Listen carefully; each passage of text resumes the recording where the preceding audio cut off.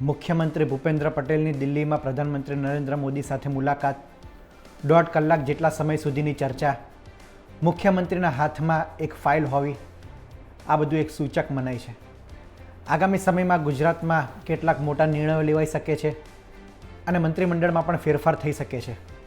તે સમગ્ર બાબત આજે ચર્ચા કરવી છે. નમસ્કાર, ગુજરાત તક સાથે હું પૂર્વિન સુથાર. મુખ્યમંત્રી ભૂપેન્દ્ર પટેલ સોમવારે દિલ્હી પ્રધાનમંત્રી નરેન્દ્ર મોદી સાથે મુલાકાત માટે ગયા હતા.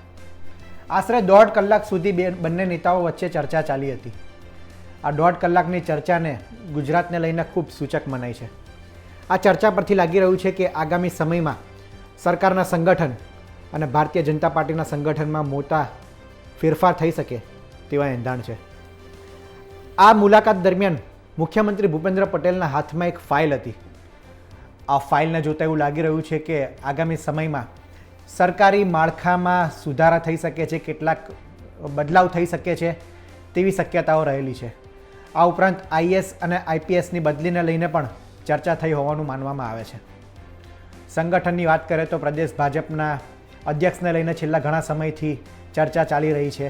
ત્યારે મુખ્યમંત્રી ભૂપેન્દ્ર પટેલની પ્રધાનમંત્રી સાથેની આ મુલાકાત એવા સંકેત આપે છે કે ટૂંક સમયમાં જ હવે સંગઠનના નવા પ્રદેશ પ્રમુખની જાહેરાત થઈ શકે છે.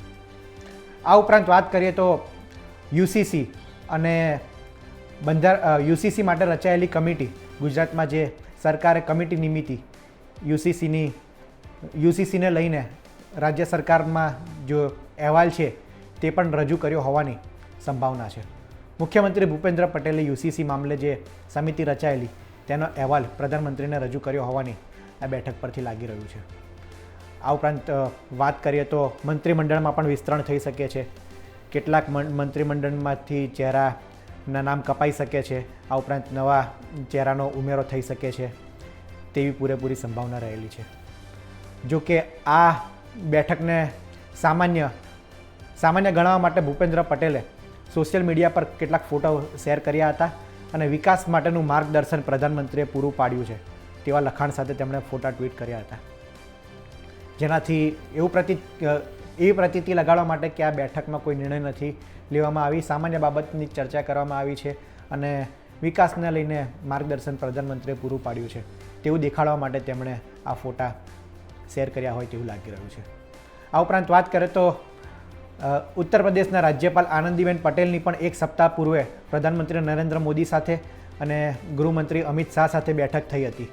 આ બેઠક બાદ હવે મુખ્યમંત્રી ભૂપેન્દ્ર પટેલની પ્રધાનમંત્રી સાથેની બેઠક એક સૂચક માનવામાં આવે છે.